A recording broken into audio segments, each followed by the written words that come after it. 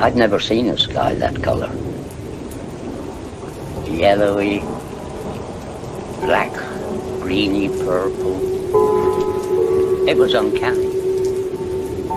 Oh, it was a day and a night that we shall never, ever forget. I couldn't believe that this was happening. First the sky, and then this horrible smell. Really sultry smell. Thunder and lightning, and it was horrible.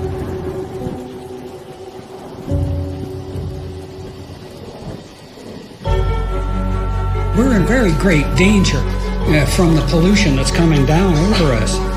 And we've been led astray by the military-industrial complex. Dangerous chemicals over us from Is the government experimenting with our weather? That's the question at the heart of a phenomenon called chemtrails, now getting widespread attention. Millions of tons of toxic poisons released by our planes during the Cold as part War, of the government United plot to States affect military climate conducted change. the government is up there in airplanes spraying all kinds of chemicals to change or manipulate the weather, leaving what you see there, and they call that a chemtrail. Geoengineering. They say if it's poison in the tests show high levels of these chemicals in our rain and soil. Using planes to spray chemicals into the atmosphere to manipulate or control rays.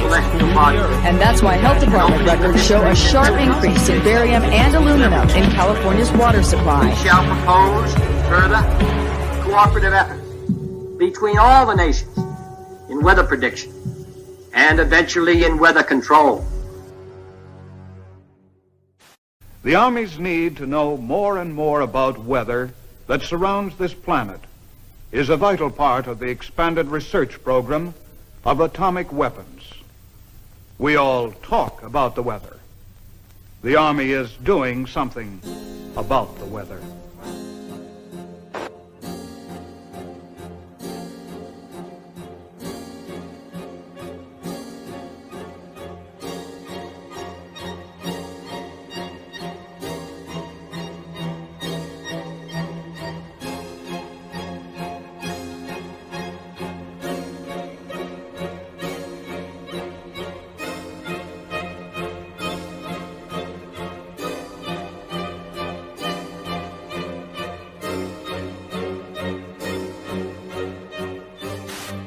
I would like to take you into the laboratory and show you a few of the experiments that led us to our outdoor experiments in converting clouds into snow. Using a home freezing unit such as this, we can form supercool clouds just like those in the natural atmosphere by taking a tiny piece of dry ice such as this and scratching it so a few tiny fragments fall into the supercool cloud. Long streaks develop. The particles grow very fast. They grow about 1 billion-fold in volume in a few seconds. Many millions of snow crystals form, and we get the same effect as is produced by dry ice. Dry ice is not particularly important as far as the fact that it's CO2. It is primarily important because it's colder than minus 35 degrees centigrade. This is a picture of the first cloud that we seeded back last November. Flying in a small Fairchild plane, and putting dry ice from a small dispenser in the bottom of the plane, and within minutes saw long streamers of snow falling from the base of the cloud and evaporating into the drier air below. Under many conditions, of course, full-fledged snowstorms will be produced in this way. Nature at last has permitted to do a little something about the weather. Using Schaefer-Langmuir techniques, the Army Signal Corps and Office of Naval Research began conducting many of these experiments. In 1947, Project Cirrus expanded to test cloud seeding on a hurricane traveling eastbound 350 miles off the coast of Jacksonville, Florida. They dropped 80 pounds of dry ice into the raging storm, only to realize that the hurricane suddenly changed direction and began traveling back towards the United States. Savannah, Georgia, was hit by record-breaking winds of up to 85 miles per hour. More than 1,500 people were left homeless, and at least 2 people died. The total damage was reported in the millions of dollars, and the project and its participants were blamed for what happened. On the night of the 15th of August 1952, the worst flood in British history swept through the tiny seaside village of Lynmouth. 90 million tons of water devastated the area, killing 35 people and leaving over 400 homeless. 40,000 tons of boulders were dragged off the moors, destroying houses and cars. Reporters spoke to squadron leader Len Otley. He confirmed that he worked on Project or Operation Cumulus, which was also referred to as Operation Witch Doctor. What's more, in mid-August 1952, Alan Yates, a lecturer at Cranfield School of Aeronautics at the time, was asked to take part in cloud seeding experiments. According to Yates, the artificial rain fell over Lynmouth and washed the village into the sea. Newly declassified documents prove that Project Cumulus was indeed going on the day of the flood that year.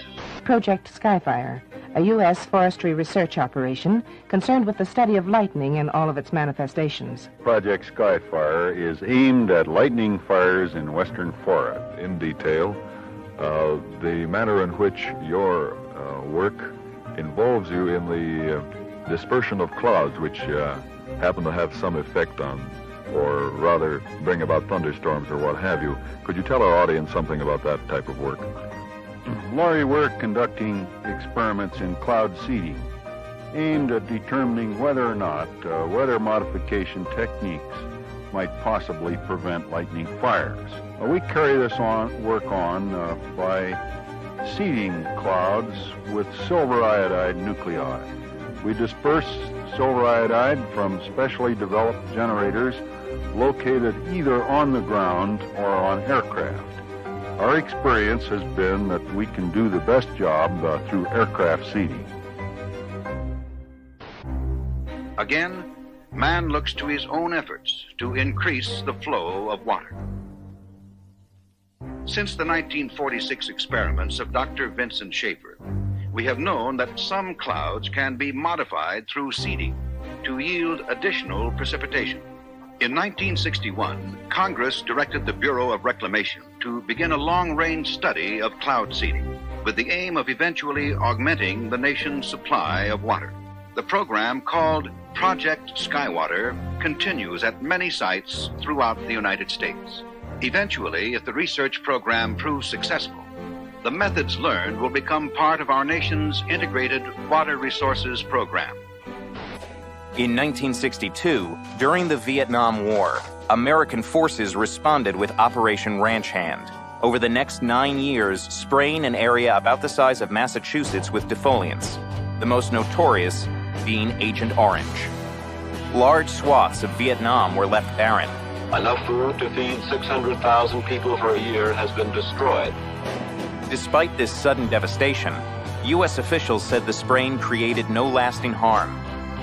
Milton Ross, a Special Forces advisor near Pleiku, has a son born without the tips of his fingers. North Vietnam charged today that defoliants have produced many instances of miscarriages, congenital defects, and monstrosities among children. The Vietnamese government insisted the cause was Agent Orange. Although that war was long ago, there is lingering anger about the United States' use of a controversial defoliant spread by American aircraft on the jungles there. An epidemic of birth defects, brain damage, and rare cancers still affecting hundreds of thousands of Vietnamese today. According to environmental studies, high levels of dioxin could still be found in the soil in certain areas and had seeped into nearby lakes. Agent Orange was a safe product when it was used in the Vietnam War, and it's a safe product today. I got something to say. I want to know how come the fascist pigs have been seeding the clouds. Right. The last hour and a half, airplanes going over twice with all the smoke coming out of them seeding the clouds. And I want to know, why that stuff is going down, man. And why doesn't the media report that stuff to the people, man? I'm telling you what happened. The planes come over for an hour and a half and they seeded all the clouds. People of unknown origin were seeding the clouds over the I don't know what they hope to prove, man.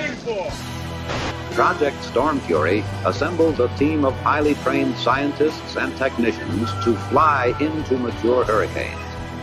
Scientists working on the project were convinced that they could reduce hurricane devastation using a process called cloud seeding by spraying the thunderclouds inside the hurricane with a chemical called silver iodide. This would become known as the Storm Fury hypothesis. The seeding planes fly across the eye and into these clouds, seeding the supercooled water droplets from the belt of maximum winds outwards. As the silver iodide turns the supercooled water into ice, the heat released during this process causes the seeded clouds to grow and develop into a new outer eye wall.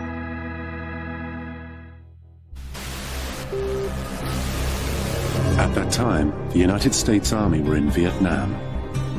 Pierre Saint-Amand was part of the team assembled in a top-secret cloud seeding operation known simply as Project Popeye.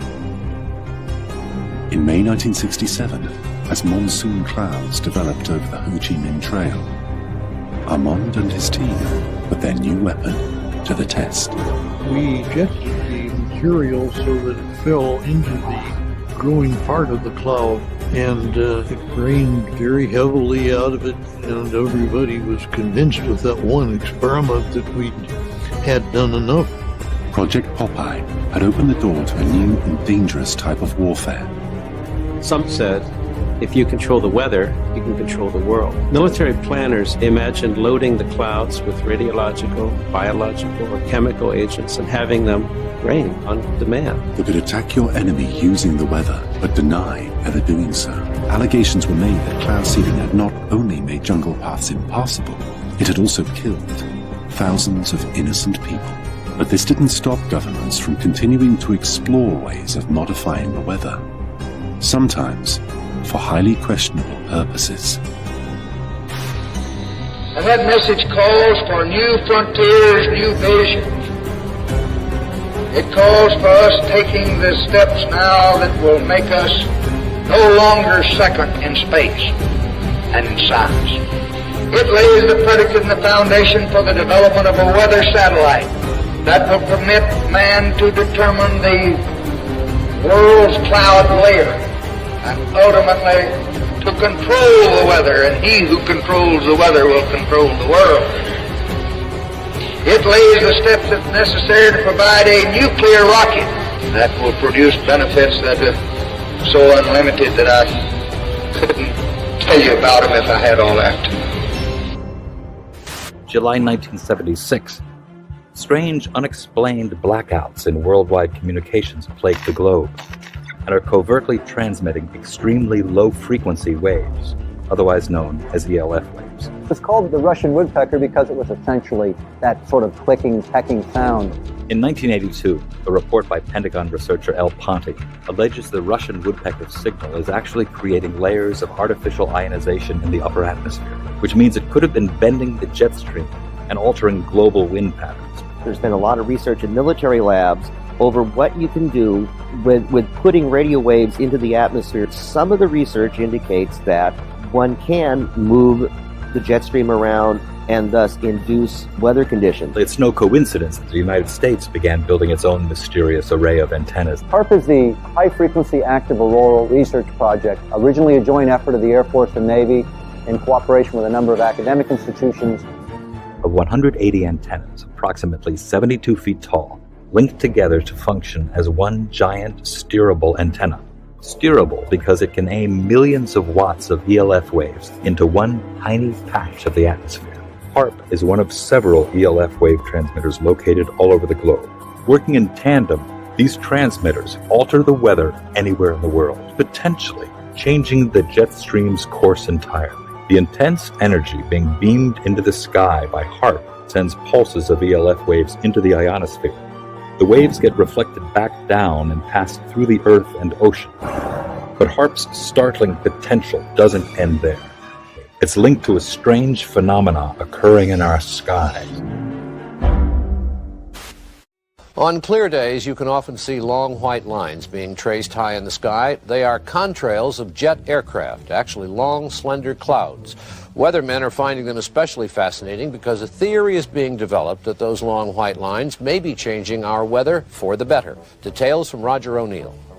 The exhaust from jet engines, usually seen as long, thin trails of white clouds behind high-flying jet airplanes, may be a big reason why there are 30 fewer days of sunshine a year in the Midwest now than there were in 1900. The daily range between high and low temperatures has also narrowed. In the absence of natural clouds, given the correct atmospheric conditions, jet aircraft in high frequency can almost completely cover the atmosphere with clouds.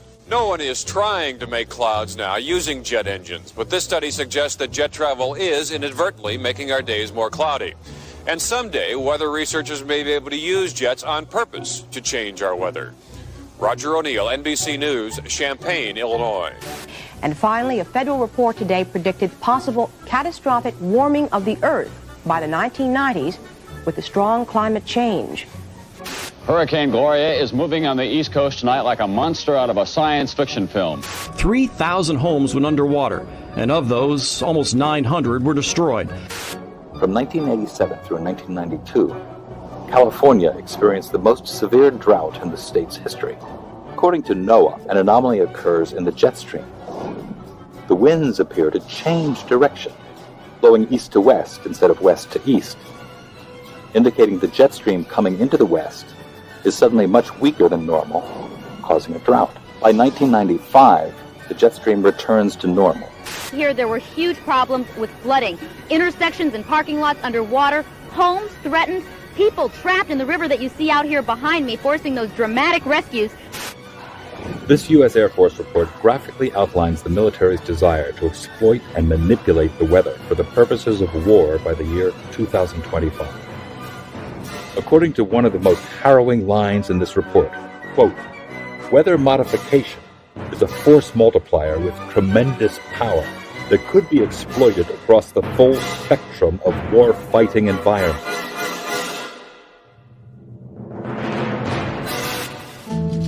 Man-made global warming is no longer just a theory about climate. It is the defining moral and political cause of our age. It is presented in the media as having the stamp of authority of an impressive international organization, From the IPCC, the United Nations Intergovernmental Panel on Climate Change, or IPCC. I've often heard it said that there is a consensus of thousands of scientists on the global warming issue and that humans are causing a catastrophic change to the climate system.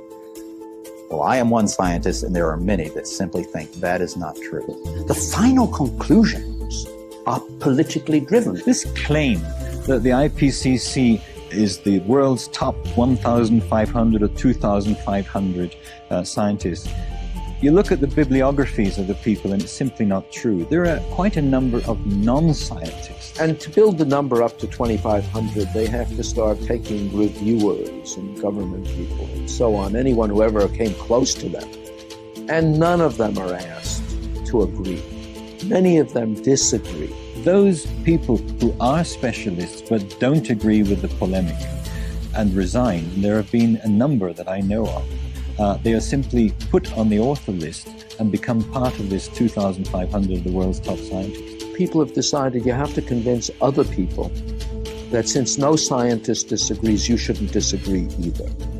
Climate scientists need there to be a problem in order to get funding. We have a vested interest in creating panic because then money will flow to climate science. It's become a great industry in itself.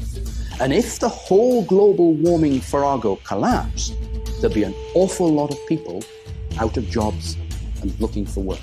There's one thing you shouldn't say, and that is, this might not be a problem. If you go to page 119 of the president's budget, he's anticipating generating $646 billion in new tax revenue from this bill.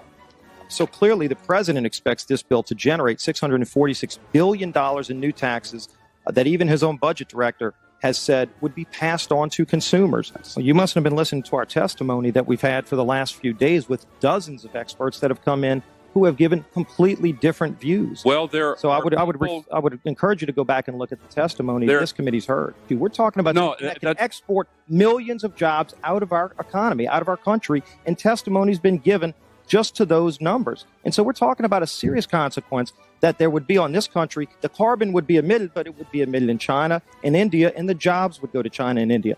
Do you want to man-made global warming pollution causes global warming. It's my understanding that back in 1997, when you were vice president, Enron's CEO, Ken Lay, was involved in discussions with you at the White House about helping develop this type of policy, this trading scheme. And is that accurate? Is it inaccurate? It's been reported. I don't know, but I met with Ken Lay, as lots of people did, before anybody knew that he was a crook. And clearly you can see why so many of us are concerned about turning over this country's energy know him well economy. enough to call him Kenny Boy. You knew him well enough to help devise this trading scheme, and obviously we know what Enron and these big guys on Wall Street like Goldman Sachs, and I know you've got interest with Goldman Sachs. No. These people, well, that's been reported. Is that not accurate? No, I wish I did. I'm saying that there are going to be big winners and big losers in this bill. And I think that should be noted, that companies like Enron helped come up with this trading scheme that would Enron.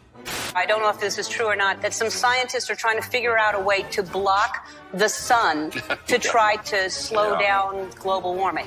Yeah, it's a measure of the feeling of desperation that some of them feel. Are they really thinking they could do that? Well, some of them are seriously proposing, and I think it's completely nuts. Yeah. You put another kind of pollution, sulfur dioxide, up to orbit, cover the atmosphere. The sky won't be really blue in the way it is now anymore, but it would block out some of the sun's heat so that we wouldn't have to take the difficult steps to stop spewing all this global warming pollution into the atmosphere.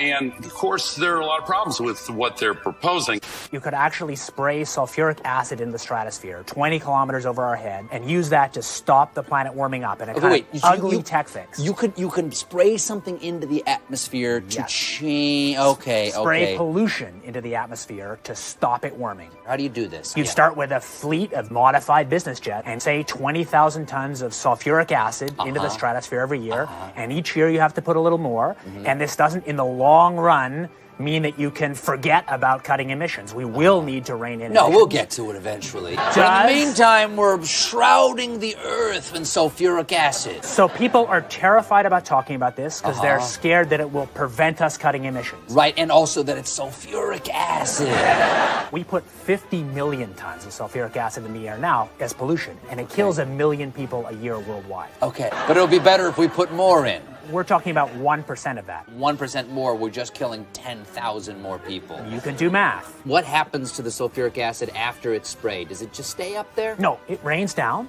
but it's a tiny addition to what we're already doing. Is there any possible way this could come back to bite us in the end? It actually turns out to be an old idea. This was known since President Johnson. You ever look at those planes up there? They have contrails behind them. Maybe all those planes with the contrails, maybe they're actually spraying chemicals into the atmosphere right now, and Uncle Sam isn't telling us. It seems extremely unlikely. That the United States is not telling something to its citizens? That seems extremely likely to me. Read the newspaper. I think they might have your idea already. This geoengineering idea in its simplest form is basically the following. You could put fine particles, say sulfuric acid particles, sulfates, into the upper atmosphere, the stratosphere, where they'd reflect away sunlight and cool the planet. There's lots of mystery in the details, and there's some bad side effects, like it partially destroys the ozone layer, and I'll get to that in a minute, but it clearly cools down. And one other thing, it's fast. I guess the thing I haven't said about this is it is absurdly cheap. It's amazing how we can affect the planet. The one thing about this is it gives us extraordinary leverage. This improved science and engineering will, whether we like it or not, give us more and more leverage to affect the planet, to control the planet, to give us weather and climate control, not because we plan it, not because we want it, just because science delivers it to us bit by bit. What is geoengineering? It's really two very different things. One is ways that we would alter the amount of sunlight the Earth absorbs, and so cool the planet, partly offsetting the effects of carbon in the atmosphere, and that's called solar radiation management, or in some technocratic way, SRM. And the other one is to take carbon out of the atmosphere, so-called carbon dioxide removal. Before we get on to solar radiation management, let me ask you about the carbon dioxide removal. A Royal Society report here in the United Kingdom back in 2009 said that no method of carbon dioxide removal has yet been demonstrated to be effective at an affordable cost with acceptable environmental impacts. And they only work to reduce temperatures over very long timescales. I think that's exactly right, and I can say that both as an author of that report and as somebody running a startup company trying to capture CO2 from the air. Before we get into the pros and cons of it, how solar radiation management might work. Conceptually, it's simple. The doing it is not the hard part, but you could use aircraft or other methods to deliver literally tons or millions of tons of very small reflective aerosols, tiny particles, say, to the upper atmosphere. Spraying them out at a high altitude. Correct. Isn't one of the problems with the climate and studying the climate is that it's incredibly difficult to know exactly how it works. It is very difficult to model. Sure, it's impossible to know exactly, but you can still learn a lot. So we actually ran a survey almost a year ago now that took data, high quality data, from 1,000 people in the UK, Canada, and the US to try and understand public support for research on these technologies and what kind of political leanings influence people's decision to be for or against. And in fact, we found pretty broad support for research. But that particular opinion survey that you're talking about, it also came up with the finding that 64% of subjects agree that humans should not be manipulating nature in the way suggested by solar radiation management. Exactly. Well, that would suggest that there isn't particularly broad support at the moment for the theory behind this. There's not broad support for doing it, and I think that's quite a healthy thing. I mean, I'm one of the people who, maybe starting 20 years ago, most helped to open the door to get public conversation going on this thing. How do you think, in that case, the public can be convinced, given that there is, as we saw with this project in Britain, tremendous skepticism even about research at what you say is a very, very benign level? Public opinion will evolve over a long time, and from my point of view, the goal is to try and make that public opinion be able to be shaped by facts as well as possible, and also shaped by people's values. It's not to promote this. So actually... Well, it is in part to promote this. I mean, you're a great enthusiast for this, and as you said, you have your own private company, which is... At my private company, we're focused on a very different part of it, which doesn't suffer from these governance challenges. But it is all to do with the issue of geoengineering. Actually, I mean, you know, it's an incredibly sensitive topic. I actually don't think my job is promoted. My job is to help clear thinking and clear knowledge about the tools we have to regulate climate risk, among them this one. And I'm perfectly prepared to find that results show that we should never do this. So if it works, and again, we don't know it does, it provides some protection in the near term. Isn't there a problem, though, that you could end up with different effects in different parts of the world? I mean, you could, for example, find that although you're reducing the amount of sunlight and the amount, therefore, that the Earth is warming up, rainfall is affected in different ways in different parts of the world. Absolutely. Essentially, the scientists and technocrats, including myself, I guess, are helping to invent a thermostat knob. But it's much easier to invent the knob than to figure out who should be in charge of it in a world with many states. No, indeed, and I want to come on to the governance, but I want to ask specifically about the science of this, which is how far can you tell whether the effects of solar radiation management are then going to cause perhaps a catastrophic loss of rainfall in a certain part of the world? At the moment, it seems to be hazy, this. I think it's not as hazy as that. So using exactly the same climate models as we've used to estimate the problems with CO2 in the atmosphere, the underlying climate problem, we've applied those same models and same techniques to look at this. And the results so far, I have to say, look pretty good. That's why we're paying any attention to it. Richard Branson himself, who owns the Virgin Airline Group, was quoted back in 2009 in the New York Times saying, if we could come up with a geoengineering answer to this problem, we could carry on flying our planes and driving our cars. Is going to cost a lot of money. And yet I mean, let's be clear here, you and your company are after Branson's money. The cheapest thing to do is to use the atmosphere as a waste dump. And if we want to stop doing that, we must have laws that restrict the ability to use the atmosphere as a waste dump. My question is, are you not concerned that you and your company, Carbon Engineering, is looking for money from people like Richard Branson? It's funded, I think, in part by Murray Edwards, who is a key figure in tar sands, which is seen as one of the dirtiest fuels on the planet. It is. Are you not slightly concerned about the people who you're getting into bed with? I'm happy to take money from serious folks who have a broad set of interests. No problem. First of all, I should say, for work on SRM, on these very high leverage technologies that have security concerns, I believe there should be no private action, there should be no for-profit action. I believe it would make sense for SRM to actually restrict or eliminate the possibility of patenting. Isn't your company involved in several patents at the moment? This is the difference. So for capturing CO2 from the air, that's an encapsulated small technology, which can be regulated by the normal laws. It's inherently expensive, so there's no risk of sucking all the CO2 out of the air because it costs so much.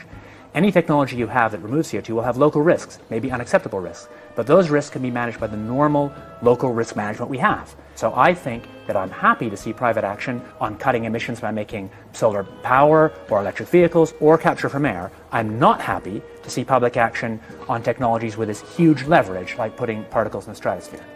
I'll tell you a little bit about some new work we've been doing, thinking about how you actually might put aerosols in the stratosphere. The novel method we've been thinking about, or it's not novel at all, it's actually exactly what happens from aircraft contrails, is that we put a condensable, a few megatons a year of sulfur would be enough to produce sort of 4 watts per square meter radiative forcing directly out of the back of an aircraft. There's a huge literature in the nanofabrication world about making fine particles from low vapor pressure gas, and there's nothing very hard in terms of aircraft engineering. If you go to aircraft engineers, and we've done this, they say that would be easy, we could do this if you want us to. We've mostly thought about sulfur, and there's a lot of good reasons to think about sulfur, because sulfur's what nature does, at least in this version of the model, is if you put sulfur in continuously, you actually get a remarkably ineffective result. Nevertheless, there might be some good reasons to think about alumina. The big deal really is that alumina has 4 times the volumetric rate as sulfur, but roughly 16 times less the coagulation rate, so you could get away, we think, with much smaller mass flux. The little picture is from a nanofabrication study,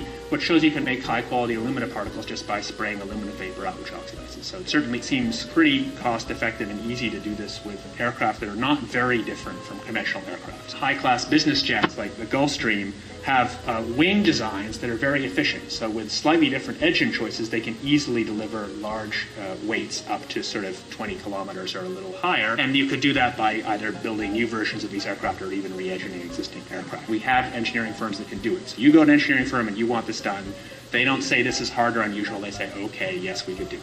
Once you realize you can make things by direct condensation from vapor, then all sorts of different compounds are possible. But it's much, much harder to actually figure out the environmental risks and effectiveness of these new methods than it is to cook them up. Aerosol geoengineering looks like it is so cheap that the cost is basically not going to be an issue. That means that implementation decisions will be risk-to-risk decisions. So the key factors are this is fast, it's cheap, and it's inherently imperfect. It cannot compensate for the amount of CO2 in the air. On a commercial basis, I do absolutely no proprietary commercial work on solar radiation management because I think such work would be wrong. Solar geoengineering refers to a set of technologies that could allow humanity to deliberately increase the planet's reflectivity, and so partially offsetting the temperature changes and other climate changes that come from the accumulation of carbon dioxide. Solar geoengineering can be very inexpensive. The cost might be something like $10 billion for the whole planet. That sounds like a lot of money each year, but in fact that's something like 1/10,000th of global GDP. This next story is so unbelievable, we didn't think it could possibly be true. But after receiving thousands of records and declassified reports from the Army, it's confirmed that during the Cold War, the United States military conducted secret tests on unsuspecting people in the city of St. Louis. Lisa Martino-Taylor's life work has been to uncover details of the Army's ultra-secret military experiments carried out in St. Louis and other cities during the 1950s and 60s. This study was secretive for a reason. They didn't have volunteers stepping up and saying, yeah, I'll breathe zinc cadmium sulfide with radioactive particles. These Army archive pictures show how the tests were done in Corpus Christi, Texas in the 1960s. In Texas, planes were used to drop the chemical, but in St. Louis, the Army placed chemical sprayers on buildings and station wagons. City officials were kept in the dark about the tests.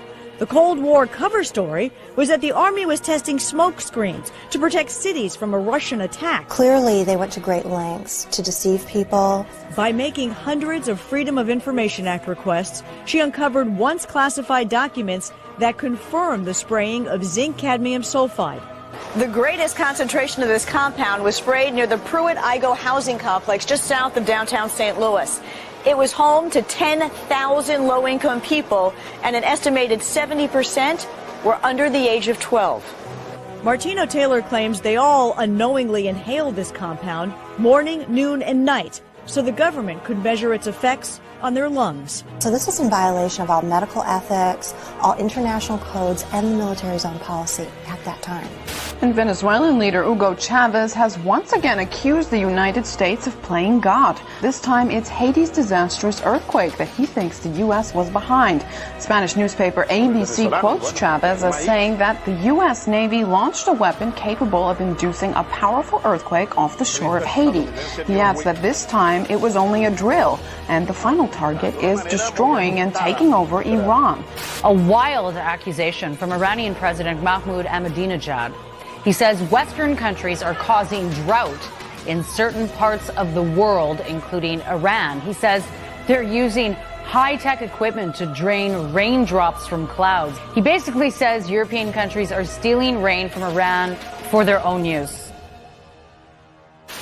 You know, they were talking about climate change yesterday, and now we're learning that scientists and researchers are looking at how to change the weather on purpose. That's right. Lasers now could one day manipulate rain and lightning. That's right. Well, as Mark Twain once famously said, everyone complains about the weather, but no one ever does anything about it.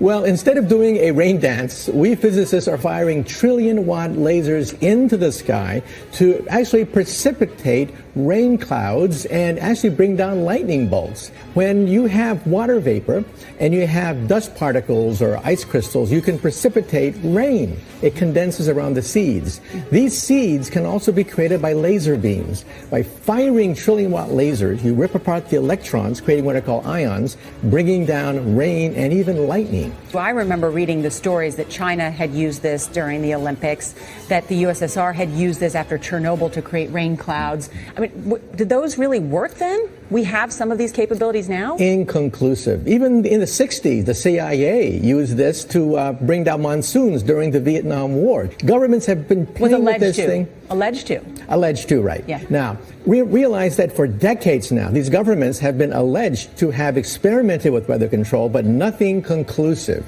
We're actually using trillion-watt lasers now. They precipitate rain out of water vapor.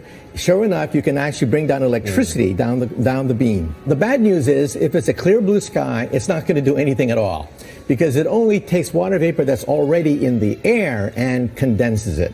However, you name it, outdoor events and agriculture and flooding and even hurricanes, all of them could be subject to weather modification. Terrorists no longer the CIA's only priority. The U.S. intel agency now investing in weather?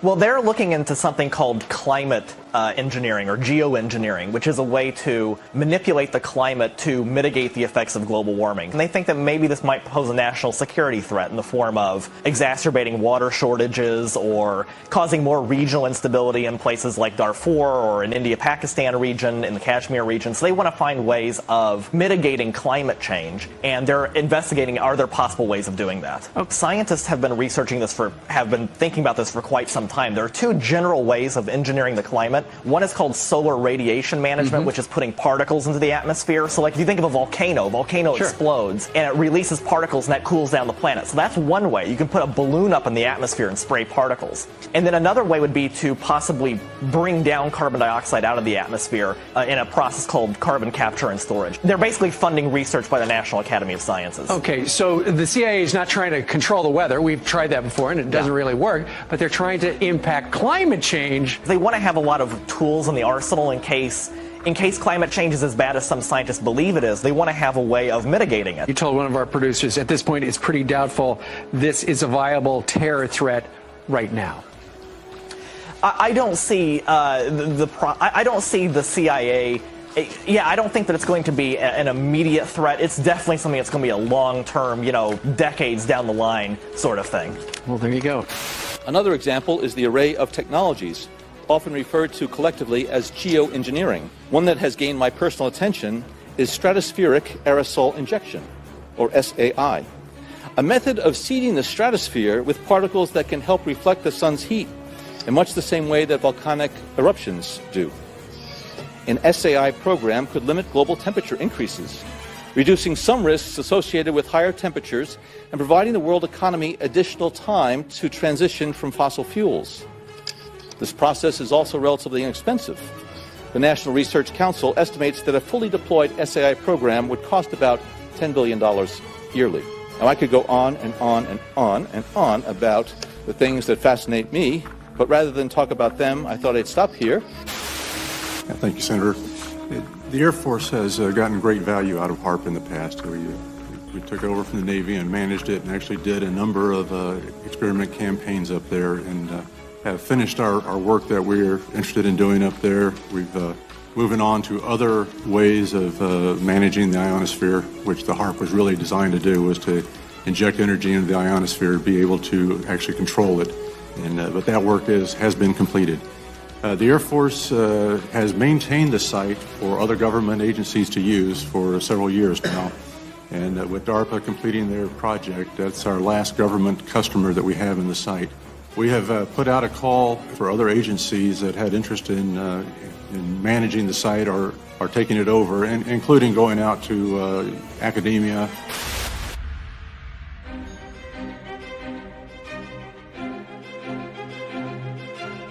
International corporations are modifying our weather all the time, and they're modifying it in ways that cover thousands and thousands of square miles. Programs are impacting microclimates needed for our crops to survive and needed for pollination. The other issue is that a lot of times we're talking about mitigation for climate change. It's rather an undefined term at this period of time. And so what happens is that many times we're talking about artificially putting chemicals like sulfur or particulates into the atmosphere in what they call geoengineering schemes to reduce, supposedly, global warming. And if you take and you put up into our skies chemicals to reduce the amount of sunlight reaching the earth, you are going to begin to reduce crop production. Without the process of photosynthesis, whereby plants from direct sunlight gain the energy to grow, to produce crops, we are going to find ourselves, if we mitigate in that direction, impacting the crop production not only here in the United States, but worldwide. What you're seeing now, a lot of times many scientists know, especially at NASA and in other areas, that the skies that we're seeing are not normal cloud formations. These are man-made. In California, the State Department of Health drinking water tests were examined between 1970 and this year, and we found unusual spiking in barium, aluminum, strontium, manganese, and all of these spiked at the same time in various drinking water supplies across the state of California and also in Arizona. So what's happening with these atmospheric tests is that aluminum, as one example, gets into the root systems of our trees, and it looks like the trees are dying of drought, but they're not. Many of our forests in Redding, California and other areas are dying from warmer temperatures produced by persistent jet contrails, also impacting tree health and crop health. They know from scientific studies back in the 1970s that they deplete beneficial ozone in the atmosphere by releasing nitric acid. The death dumps, otherwise known as chemical trails, are being dropped and sprayed throughout the United States, in England, Scotland, Ireland, Northern Europe, and I have personally seen them not only in the United States but in Mexico and Canada. Birds are dying around the world. Fish are dying by the hundreds of thousands around the world. This is genocide. This is poison. This is murder by the United Nations. This element within our society that's doing this must be stopped. I personally have observed the planes in Lincoln, Nebraska at the Air National Guard. They have no markings on them. They're huge, bomber-like airplanes with no markings. This is a crime. Crime against humanity, crime against America, crime against the citizens of this great country. What is wrong with Congress? This has an effect on their population and their people and their friends and their relatives and themselves. What's wrong with the pilots who are flying these airplanes? They're dumping this crap, this poison, on their own families. Somebody in Congress has to step forward and stop it now. Thank you. I'm Ted Gunderson. I conducted air sampling. I conducted soil sampling, and I was getting high levels of these contaminants. When I started asking the question again under a new commander, I never in my life thought I would have somebody look me in the face and tell me, "Is there something wrong with you? You've been looking really depressed lately. You know I can put you under mental evaluation for up to 120 days. Who would take care of your daughter? Because I was divorced at the time. As soon as I heard that, I knew. It validated everything I ever thought.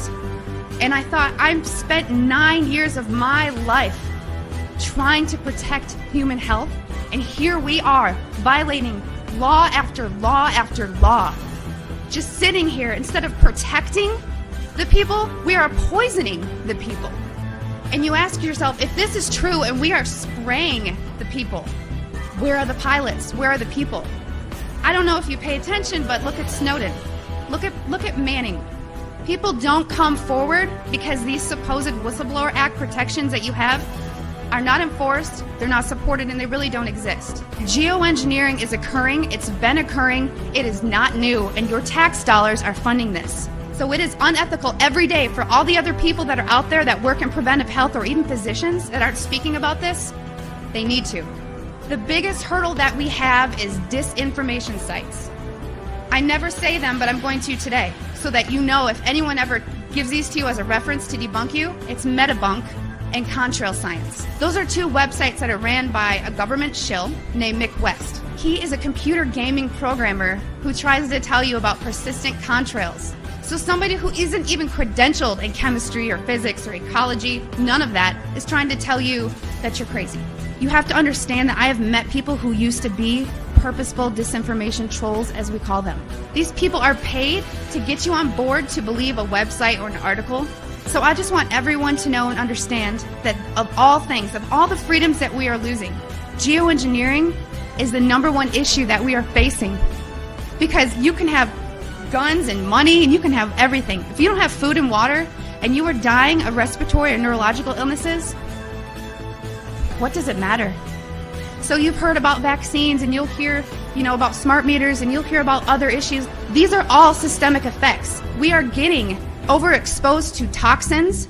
People will tell you fluoride's in the water, but it's not a lot.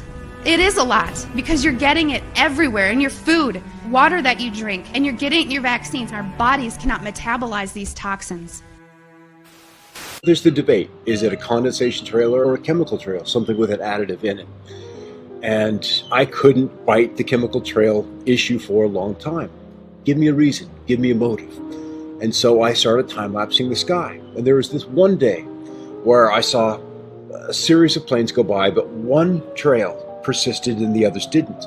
And as that trail slowly faded away, 2 other planes came along. One hit the exact end of it, and another went through the middle. How could these planes be aware of, or better yet, even be remotely concerned with what's going on with the debris from another plane?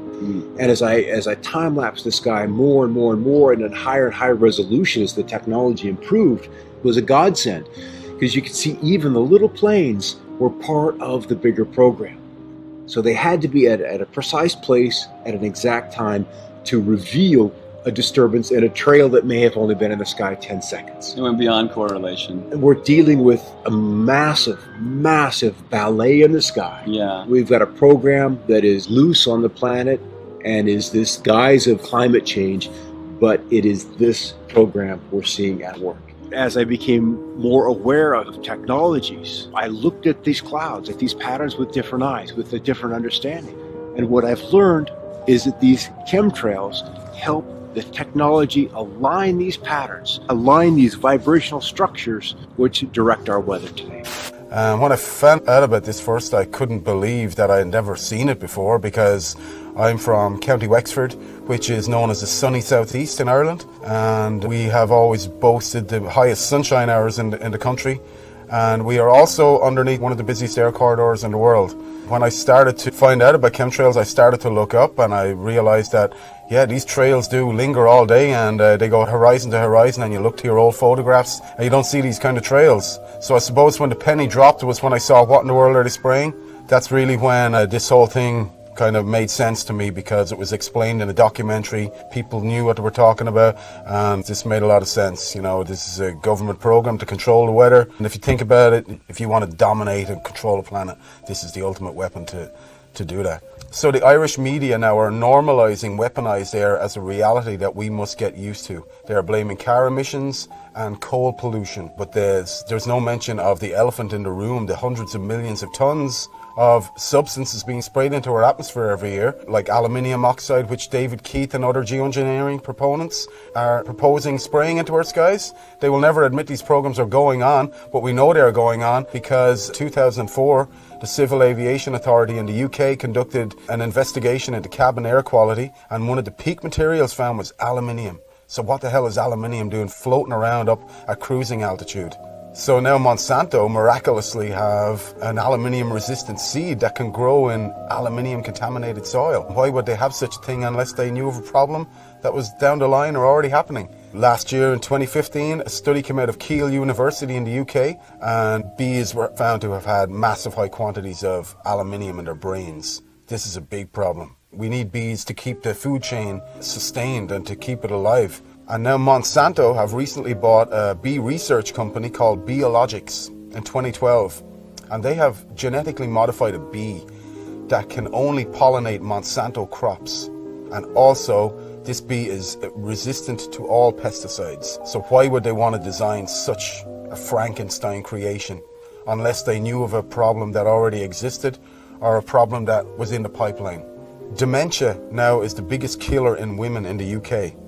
And what's the main cause of dementia? Aluminium accumulation in the brain cells. We are in the fight of our lives. All sources needed for life to exist are under direct attack from these programs. Oxygen, sunlight, and water. Once you know about this, you have a duty of care to get involved.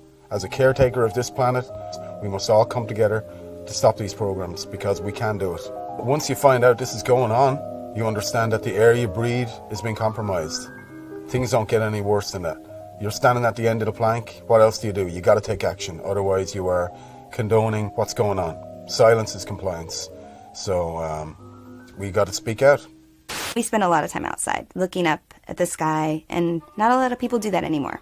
March 14th, 2014, in Eureka, California, I was driving the vehicle with my 2 kids, and we were watching this chemtrail for about maybe like 5 minutes it had been going. And I noticed that there was this large flash that lit up the entire sky, similar to what lightning would do. So we're driving towards the sunset, and the drone was coming this way, and it came over, and about there, that's when we saw the light, and then it went straight down from that angle. The difference that I'm finding when I see a drone spraying compared to an airplane spraying is when the drone sprays, it seems that it's more of an upward angle from the ground to the sky, as if it was launched from right below where it was. And with the plane sprayers, it seems like they go from one side of the horizon to the other side. The reason that the people probably stand on the sidelines is because, you know, they don't really want to stand out. And I don't mind standing out. That's part of my personality since forever. So, you know, everybody's in their car looking down, watching the news. I'm outside, looking up. I've become aware, and it seems to me like more people need to be aware or should want to be aware. My name's Jack Fallsrock, and I'm Madra Maui. I grew up on the east side of Mount Shasta. We went out and hunted and gathered all of our food all the time. That's when I first started noticing that something was wrong with the earth. Then I started seeing things in the sky that was not supposed to be there. And then I seen that what caused those things was the planes that was flying over, and they were polluting the sky. And I was wondering why don't they care about the sky? What I noticed, you know, is this really strange weather. You know, it really disrupts everything. You know, I noticed that too. You know, how when it gets cold sometimes. And then it gets hot, and then it gets cold, and it gets hot.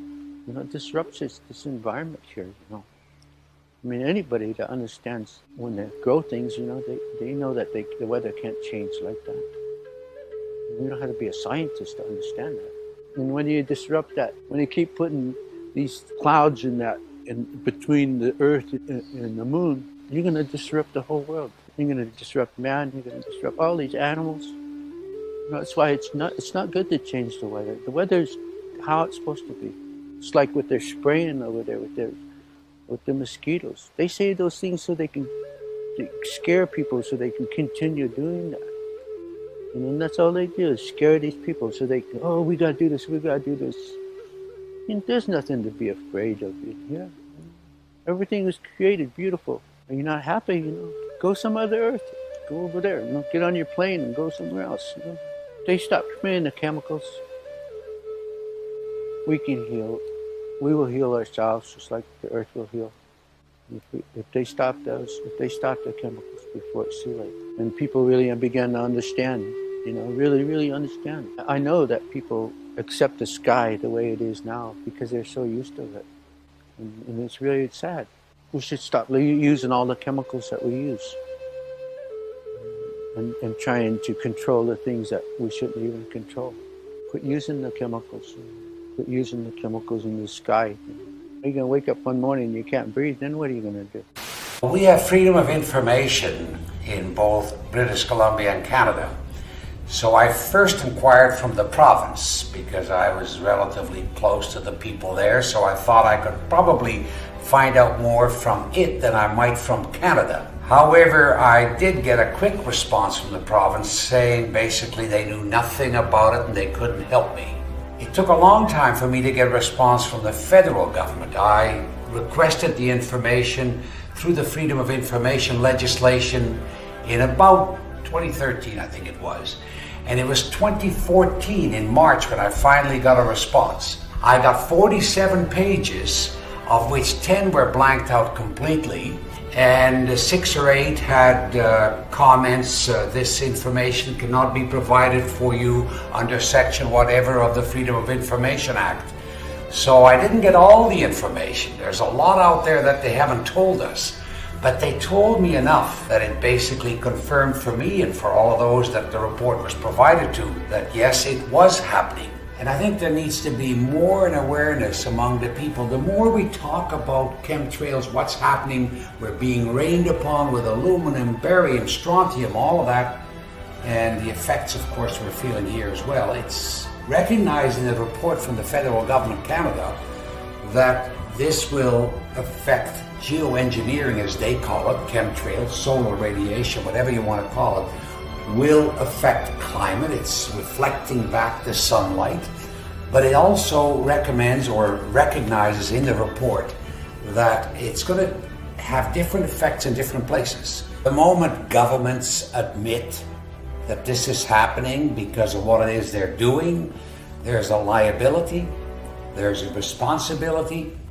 and that for them is a problem. So as long as the people are relatively quiet and they're more interested in a football game, a baseball game, or whatever it is today, as I said earlier, create an awareness. And I point to the sky every time I see the chemtrails, and whomever with me will know that those are chemtrails.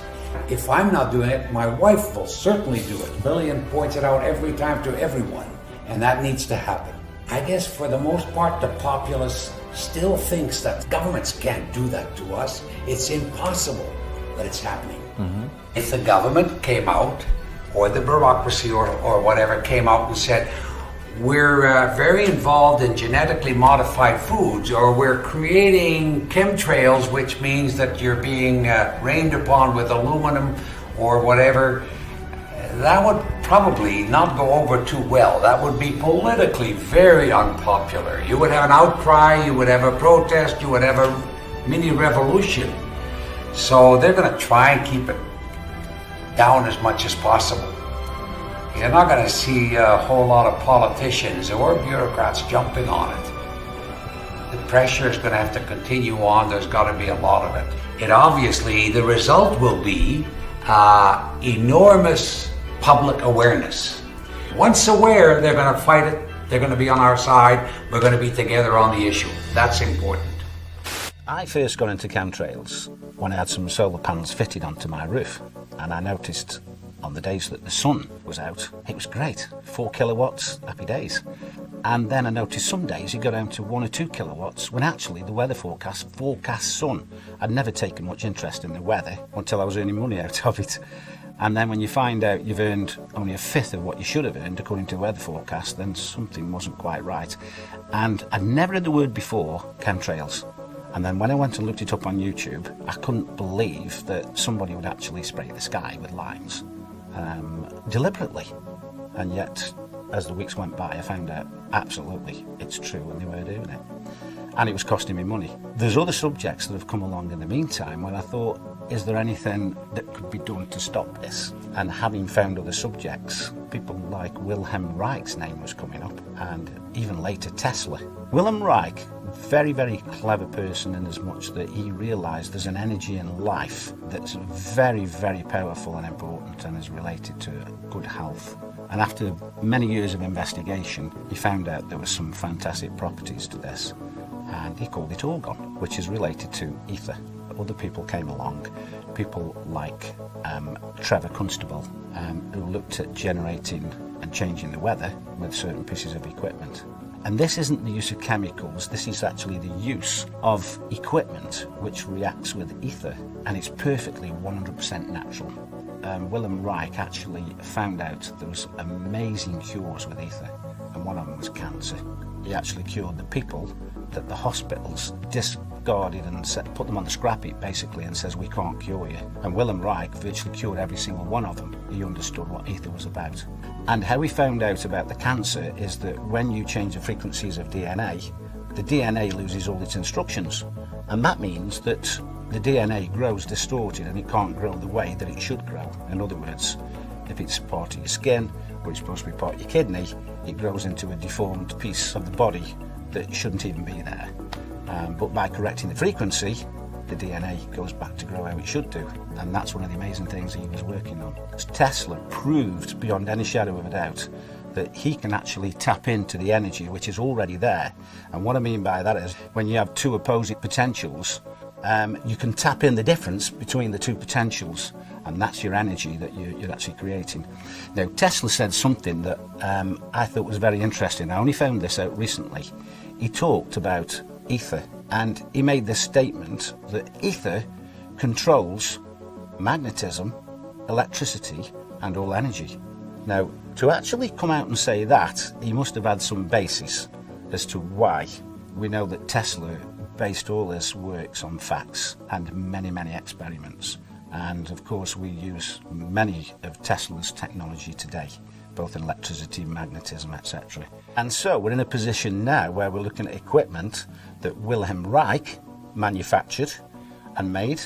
We're looking at the way that he used it and he generated it. Now, Wilhelm Reich, he actually was called into places like California when it hadn't rained for months and months. In fact, some of these poor farmers were going bankrupt. He actually went to a place where it hadn't rained for many years, and after about 6 weeks, he did start to develop a very small amount of rain, but a moisture came into the area where all the plants started to flourish.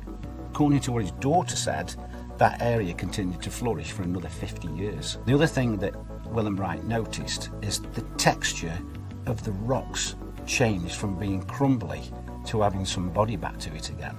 So when we talk about ether, we're not talking about just weather modification or health to the body. Ether must be some kind of energy which controls, as Tesla said, everything.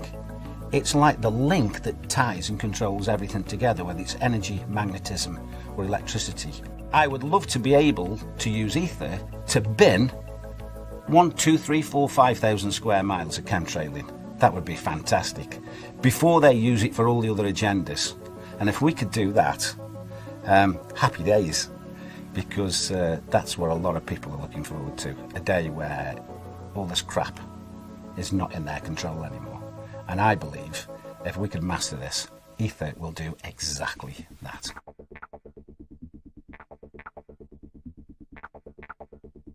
Tonight we're going to talk about this. We're going to talk about the sickness behavior. We're going to talk about why people are having these problems. We're going to talk about how the trails are affecting us, because they are now.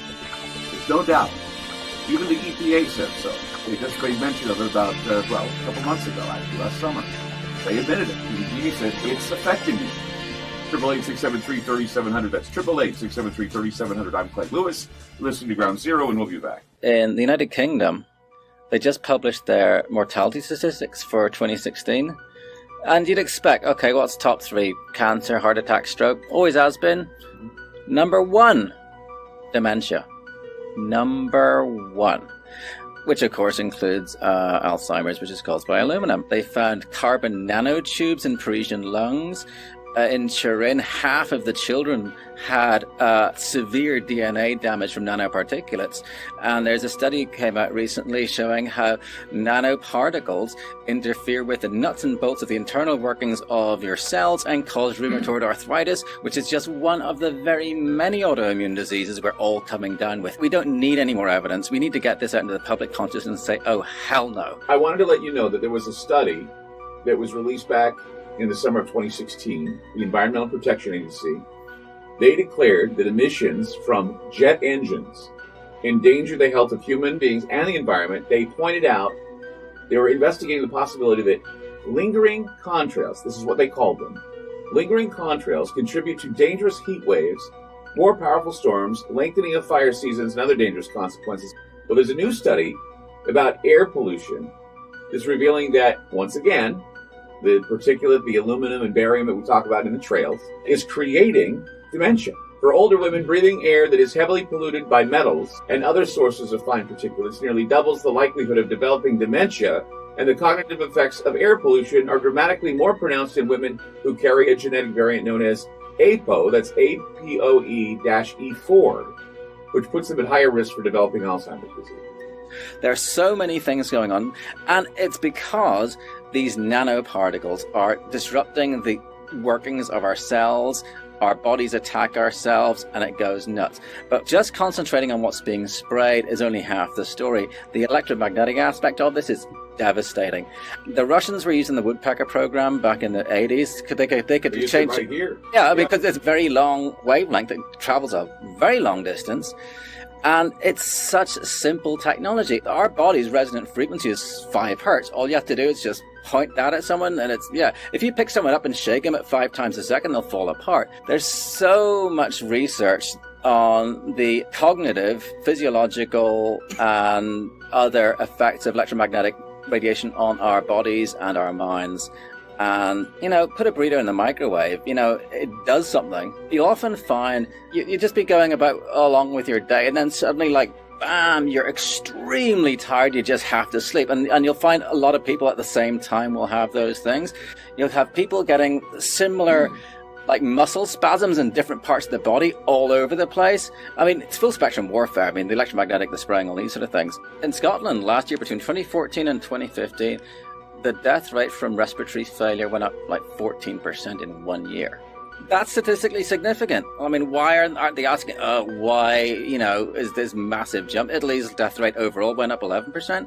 This is carnage. So when you're looking at the spraying, it could be private contractors doing, sure, weather modification, it could be a number of things that they're doing. Geoengineering, of course, Matt, he was the one that introduced me to the idea of geoengineering being used and doing the studies of geoengineering. That's what we talked about last time you were on the program. Well, you heard that now the bees are an endangered species. Exactly. I was reading about that the other day, that they now have made them an endangered species, and that's frightening.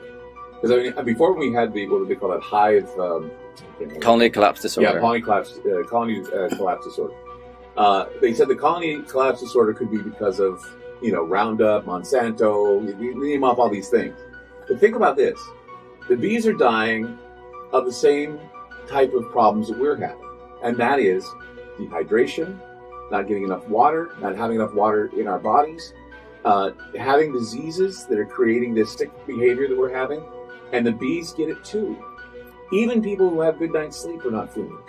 They wake up tired, they wake up dragging, and so what else could it be but something environmental, something toxic that we're being exposed to? It's got to be above government because it's global. Right. They're doing it all over the world. Yeah. China, Russia, everywhere. And then that's the thing. If we don't know who, then we don't know all of the answers for them. And if they can't make a solid opinion.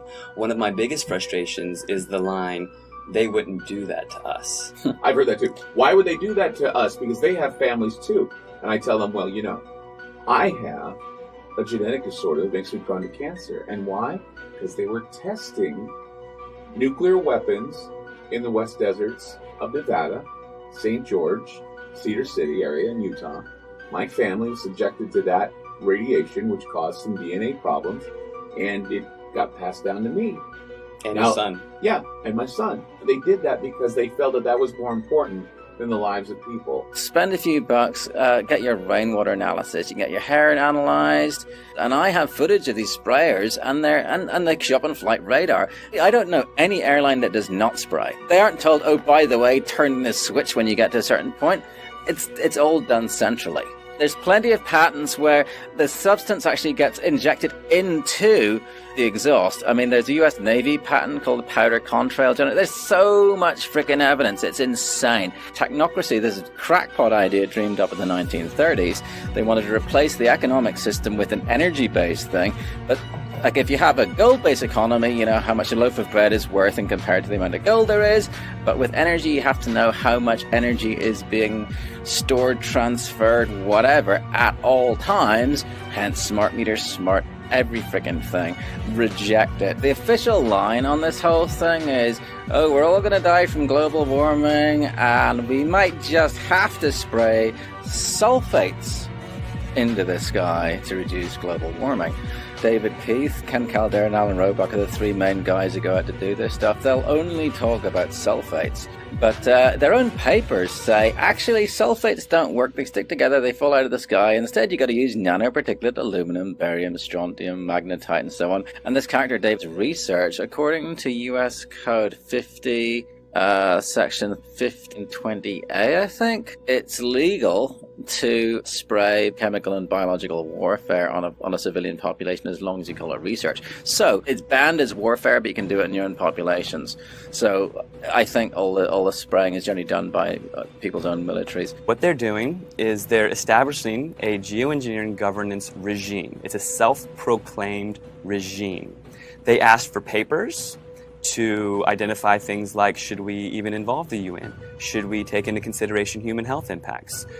What role will public perception and opinion play while we establish this solar geoengineering governance regime, self-titled regime?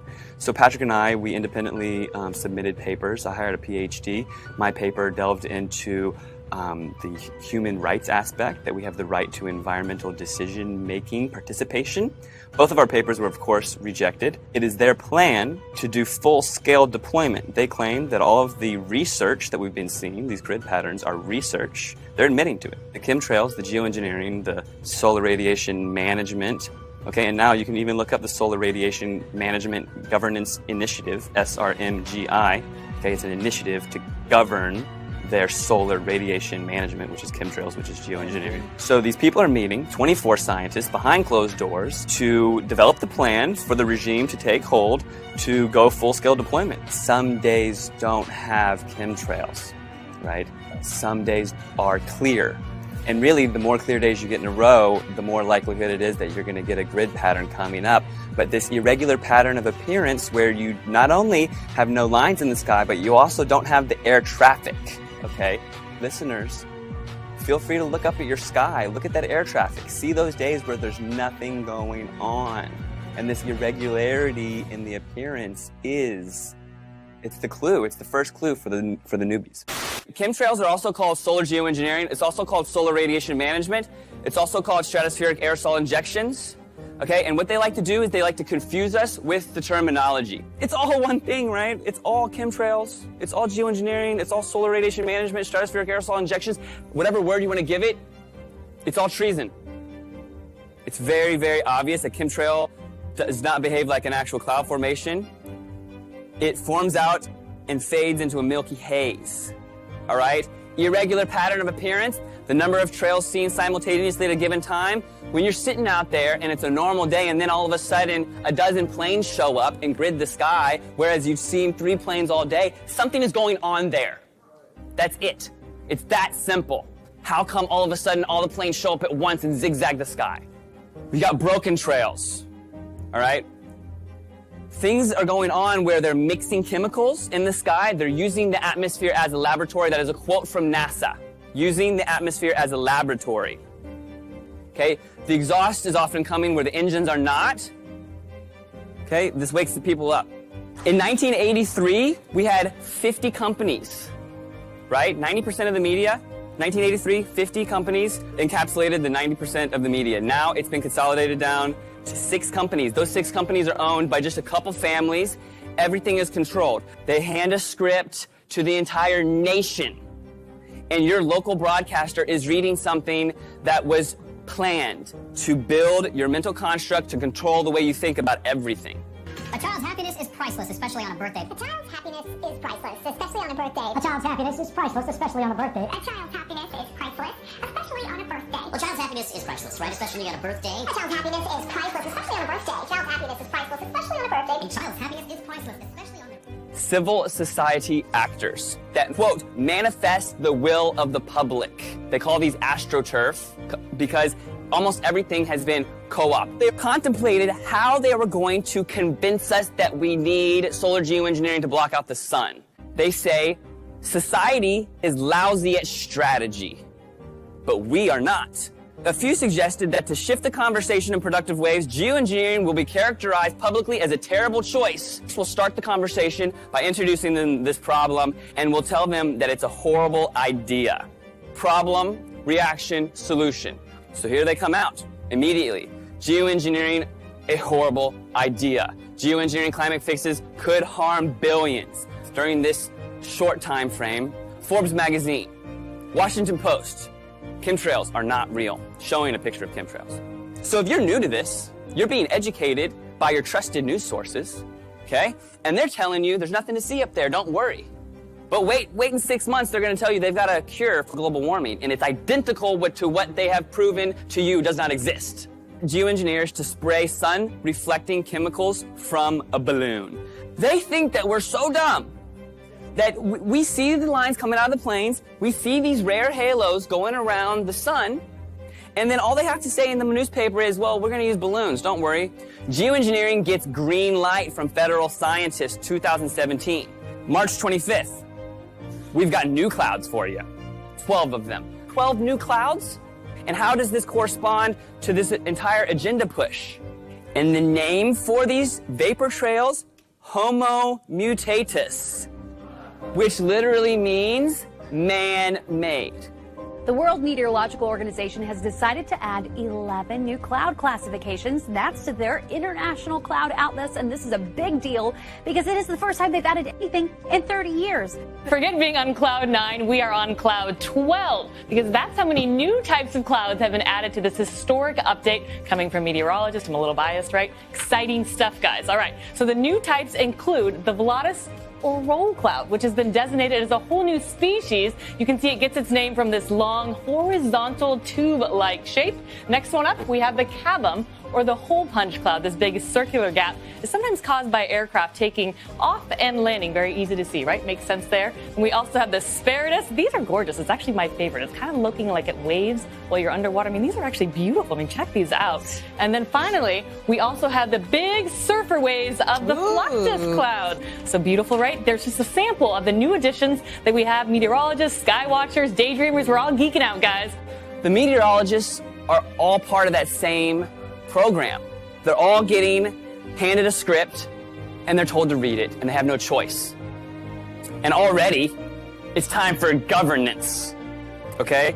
This is something that they just shoved down our throats for the past few months, and they say they're gonna be doing it in the future, and they say don't worry that it's not real 6 months ago.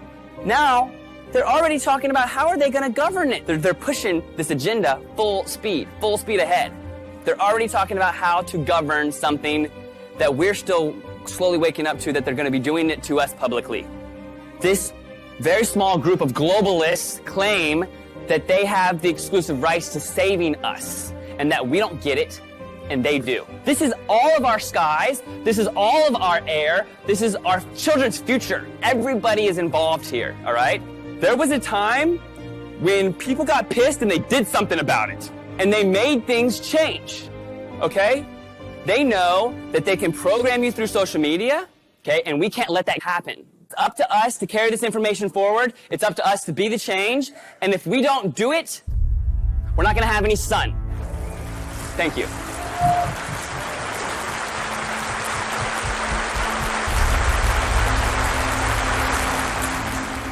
For in the final analysis, our most basic common link is that we all inhabit this small planet.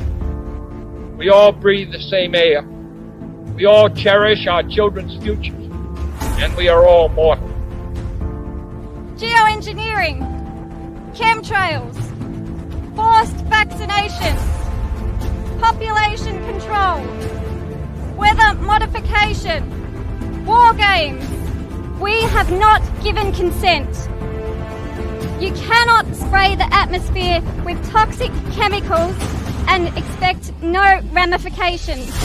These chemicals go into our food, our air and our water supply. Ill effects of these have been recorded as headaches, flus, breathing problems, skin problems, and my major concern is Alzheimer's disease. Aluminium causes nerve damage. Fluoride in the water works with aluminium in the air to cross into our brains. At this moment, about 24,700 young people around the age of 30 and above have Alzheimer's. In the next 10 years, 400,000 people in Australia will have dementia. It is now the third leading cause of death in Australia.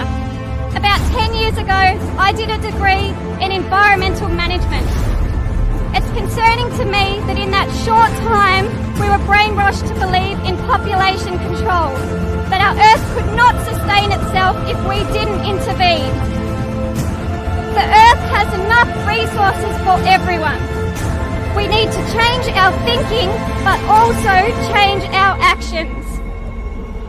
If you have never heard of these terms before, then please start looking at the sky and make your own decisions.